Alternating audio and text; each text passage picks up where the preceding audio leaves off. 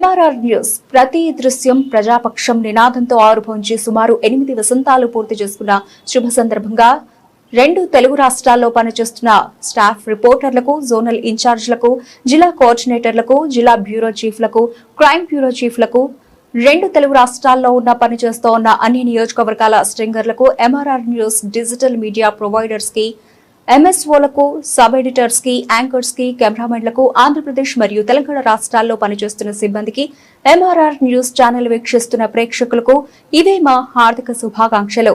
మా ఛానల్ ని వీక్షించండి, లైక్ చేయండి, షేర్ చేయండి, సబ్స్క్రైబ్ చేయండి.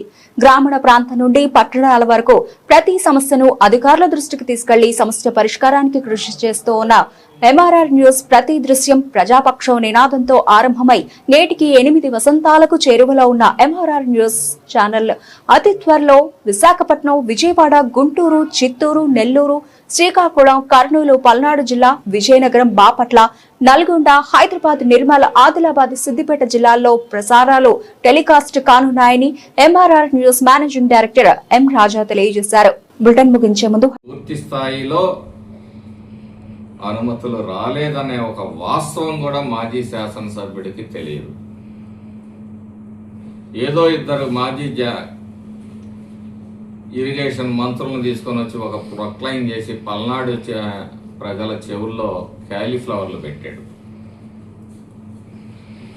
ప్రతి ఎకరాకి నీళ్లు పారించకపోతే రాజకీయ సన్యాసం చేస్తానని చెప్పి ప్రగల్భాలు పలికాడు. నేను ఓడిపోతే రాజకీయ సన్యాసం చేస్తానని చెప్పేసి మాట్లాడింది.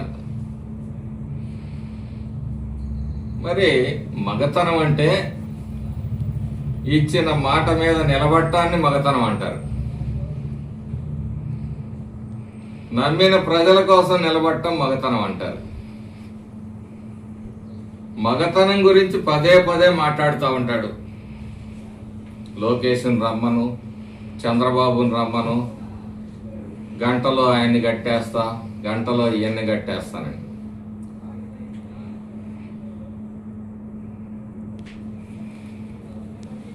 అసలు ప్రజలు నీ గురించి ఏమనుకుంటున్నారు? జలగల్లాగా తెలంగాణ లిక్కర్లు తీసుకొని వచ్చి వేల కోట్ల రూపాయలు దోపిడీ చేసుకున్న వ్యక్తులు మీరు. మీ జీవితంలో ఎప్పుడన్నా 10 మందికి పట్టెడు అన్నం పెట్టారా? మీ తాతల దగ్గర నుంచి, కృష్ణా నది దగ్గర నుంచి ప్రభుత్వ కరెంటు తోటి నీళ్లు తోడుకొని కండ్లకుంట కేపీపురం మధ్యలో ఒక చెరువు లాంటి దాన్ని, ఒక ట్యాంకుని ఏర్పాటు చేసి అక్కడి నుంచి నీకు ఓట్లేసిన గ్రామస్తులకి నీళ్లు అమ్ముకున్న నీచమైన చరిత్ర నీది. రాజకీయాలు తప్పితే ప్రజలకు సేవ చేసి ప్రజల మెప్పును పొంది మళ్ళీ అధికారంలోకి వద్దామన్న ఆలోచన లేదు. అసెంబ్లీకి రాకుండా బయట విచిత్రమైన ప్రకటనలు చేస్తూ ప్రజలని తన బునుగు మీడియాని అడ్డం పెట్టుకొని పక్కదోవ పట్టించే ప్రయత్నాలు చేస్తూ ఉంటాడు. మీకు ప్రజలు 11 సీట్లు ఇచ్చారు. ఒక ప్రజాప్రతినిధిగా మీ బాధ్యత అసెంబ్లీకి రావాలి, ప్రజా సమస్యల మీద గళమెత్తాలి, అధికార పార్టీని ప్రశ్నించాలి. కానీ ఆ పని చేయటానికి మీ బండారం ఎక్కడ బయట పెడుతుందో అసెంబ్లీ సాక్షిగాని భయపడిన పెరిగి పందలు మీరు.